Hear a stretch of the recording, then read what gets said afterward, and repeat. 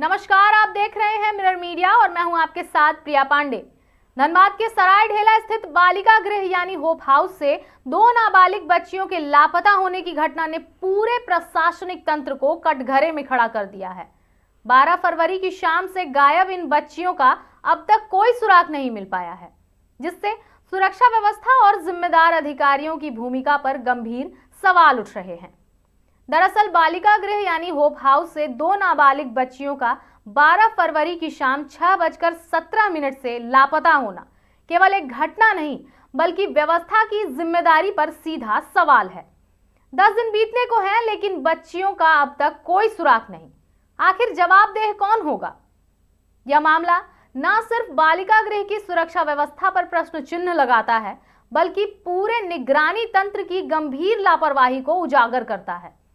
जब संरक्षण में रह रही बच्चियां ही सुरक्षित नहीं, तो फिर यह संरक्षण किस काम का? मीडिया से बातचीत के दौरान डिस्ट्रिक्ट लीगल सर्विसेज अथॉरिटी यानी डालसा के सचिव मयंक तुषार टोपनो ने घटना को चिंतनीय बताते हुए कहा कि बच्चियों की तलाश लगातार जारी है और बालिका गृह से संपर्क कर स्थिति की जानकारी ली जा रही है।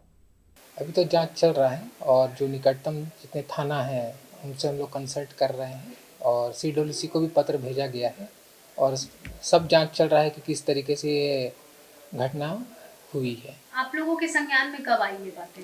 हम लोग को सेम डे ही आ गया था संज्ञान में। हम लोग तब से ही लगे हुए हैं कि हमारे जो बच्चे जो गुमशुदा हैं अभी लोग किसी भी तरीके से हम लोग उनको प्राप्त करें वापस। बच्चियों की एज क्या है सर? एज तो काफ़ी अभी नाबालिग ही हैं वो लोग, तो उनका नाम वगैरह सब हम लोग गुप्त ही रखे हैं। दोनों ही बच्ची नाबालिग? हाँ, दोनों बच्चे नाबालिग हैं।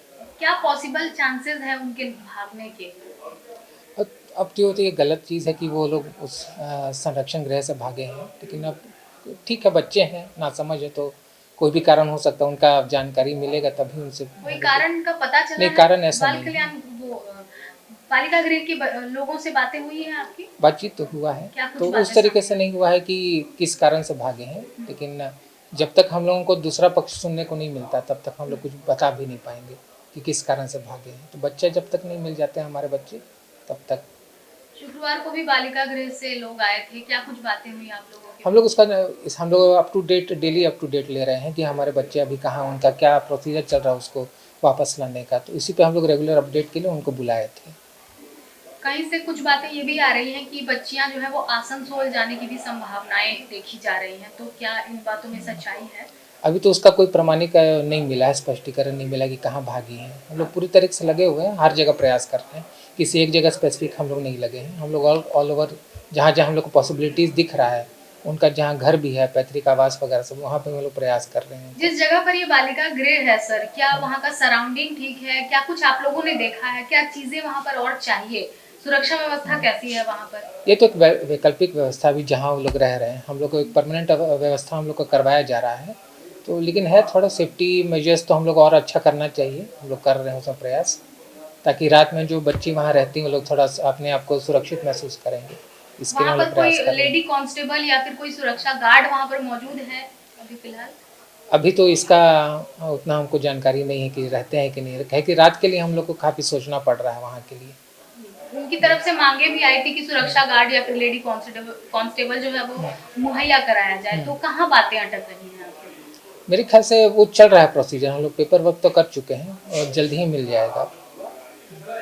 वहीं चाइल्ड वेलफेयर कमेटी धनबाद की सदस्य ममता अरोड़ा के अनुसार 12 फरवरी को बच्चियां लापता हुई और 14 फरवरी को जांच कमेटी का गठन कर दिया गया था और खोजबीन लगातार जारी है। ये मामला एक्चुअली 12 तारीख का मामला है, 12 तारीख देर शाम का मामला है। तो मामले में काफ़ी सारी कार्रवाई की गई है, CWC की तरफ से भी की गई है, बालिका गृह अपने स्तर से भी जो भी उसके प्रयास हैं वो कर रही है। साथ में इसमें बाल संरक्षण इकाई का भी जो भी करनीय है, जो भी प्रयास है वो भी वो लोग कर रहे हैं।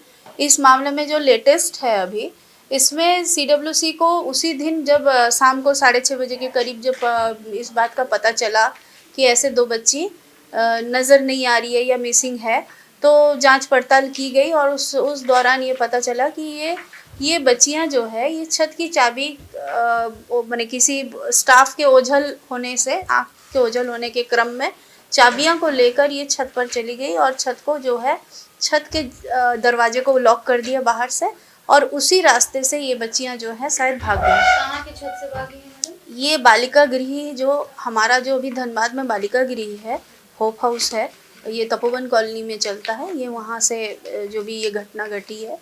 तो इस मामले में जो भी प्रयास, जो भी खोजने की कोशिश की गई, उसके बाद CWC अपने स्तर पे इस पे सबसे पहले तो CWC खुद से, CWC के 2 सदस्य वहाँ गए, संध्या सिन्हा मैडम और मैं खुद ममता अरोड़ा वहाँ गई थी। साथ में बाल संरक्षण पदाधिकारी साधना कुमारी भी जी मौजूद थी। और हम लोगों ने पहले एक बार जाके बालिका गृह का एक बार विजिट किया और देखा कि क्या आखिर घटना कैसे हुई और क्या है। फिर इस पे जो है CWC अपने स्तर पे एक जांच कमेटी गठन कर दी थी, जिसका जो नेतृत्व है वो बाल संरक्षण पदाधिकारी साधना कुमारी जी को दिया गया। उनकी अध्यक्षता में ये जांच कमेटी ने जांच करके जांच की रिपोर्ट भी CWC को दे दी है। इस जांच के क्रम में यही मिला है कि उस दिन जो है, उस समय जो थी बालिका गृह में लगभग 24-25 लड़कियां थी, और उस क्रम में बोकारो की भी बच्चियां यहाँ आती है और धनबाद की भी बच्चियां वहाँ रहती हैं। उस क्रम में कुछ केसेस वहाँ आ रहे थे, और इस गतिविधि में स्टाफ्स के द्वारा जब ओझल हुई चाबी और बच्चा कब वो चाबी लेके छत की तरफ आगे बढ़ा, ये चीज़ नज़र में नहीं आई। लेकिन बाद में ये चीज़ें CCTV में आई, और इसमें जो सबसे बड़ा पहलू नज़र आया, बाल गृह की ही एक बच्ची थी जो वहाँ पे रह रही है, काफ़ी 2-1 सालों से रह रही है, और इस बच्ची की ही मदद इसमें उन दोनों बच्चियों को मिली थी।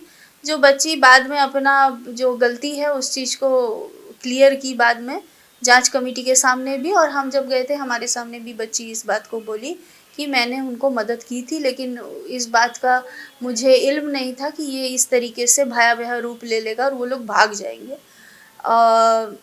इसी सब क्रम में जब हमारे पास अब रिपोर्ट आई, साथ ही साथ हमने थाना को भी ये किया है, सूचित किया है, और थाना से भी एक प्रतिवेदन मांगा है सरायडेला थाना से, क्योंकि बालिका गृह सरायडेला थाना को भी एक इस संबंध में सनहा करवा चुका है।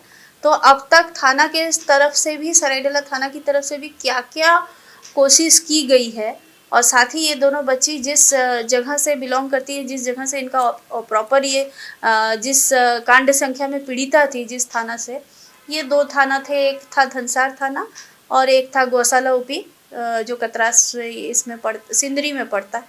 सिंदरी थाना के अंतर्गत गौशाला UP, दोनों थाना को भी हमने सूचित किया, और तीनों थाना को आपसी कोऑर्डिनेशन करके इस मामले को बहुत जल्द से जल्द निपटाने को कहा गया, और बालिकाओं को, दोनों बच्चियों को जिसमें रिकवर हो सके और रेस्क्यू किया जा सके और उन्हें उनको सुरक्षित वापस लाया जा सके, इसके लिए ज़रूरी निर्देश दे दिए गए हैं।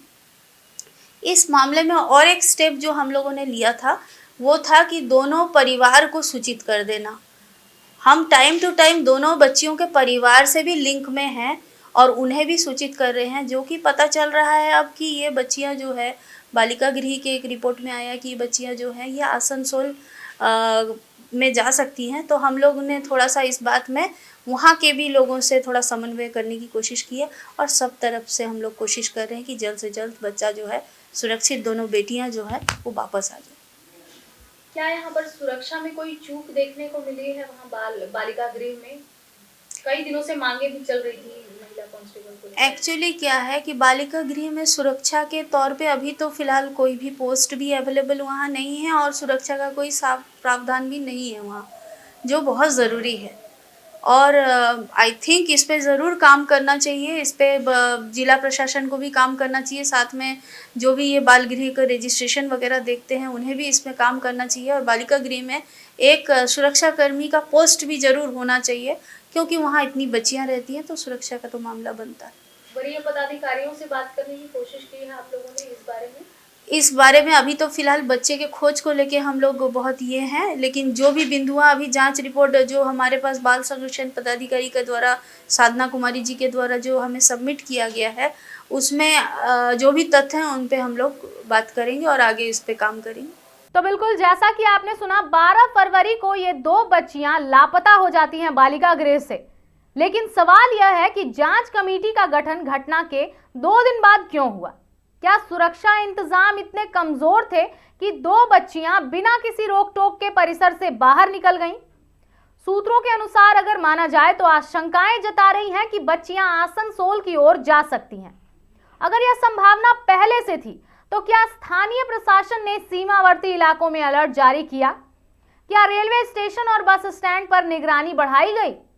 गौरतलब है कि विगत दिनों जब प्रधान जिला एवं सत्र न्यायाधीश बालकृष्ण तिवारी बालिका गृह पहुंचे थे कंबल वितरण के लिए, तब सुरक्षा व्यवस्था को लेकर मांगे रखी गई थी। महिला कांस्टेबल की नियुक्ति की आवश्यकता बार बार उठाई गई, लेकिन उस पर कोई ठोस पहल अब तक नहीं देखी गई। यदि उस समय सुरक्षा मजबूत कर दी गई होती तो क्या आज यह स्थिति पैदा होती? यह घटना केवल 2 बच्चियों के लापता होने की खबर नहीं है, यह उस तंत्र की असफलता का आईना है जिसे सबसे कमजोर और असहाय बच्चों की सुरक्षा की जिम्मेदारी सौंपी गई है। अब सबसे बड़ा प्रश्न यह है कि जब संरक्षण गृह से ही बच्चियां सुरक्षित नहीं हैं, तो ये जिम्मेदारी किसकी तय होगी? क्या केवल जांच कमेटी बना देने से जवाबदेही तय हो जाएगी, या फिर एक बार फिर से फाइलों में ही दबकर यह मामला रह जाएगा? होप हाउस की दीवारों से उठे ये सवाल अब प्रशासन, निगरानी समितियों और जिम्मेदार अधिकारियों से जवाब मांग रहे हैं, क्योंकि बात केवल लापता बच्चियों की नहीं, बात भरोसे की है, सुरक्षा की है और उस जिम्मेदारी की है जिसे निभाने का दावा किया जाता है। अब देखना यह है कि प्रशासन इसे कितनी गंभीरता से लेती है और आगे क्या कुछ कार्रवाई होती है। फिलहाल इससे जुड़े तमाम अपडेट्स हम आप तक यूं ही पहुंचाते रहेंगे। तब तक के लिए देखते रहें मिरर मीडिया।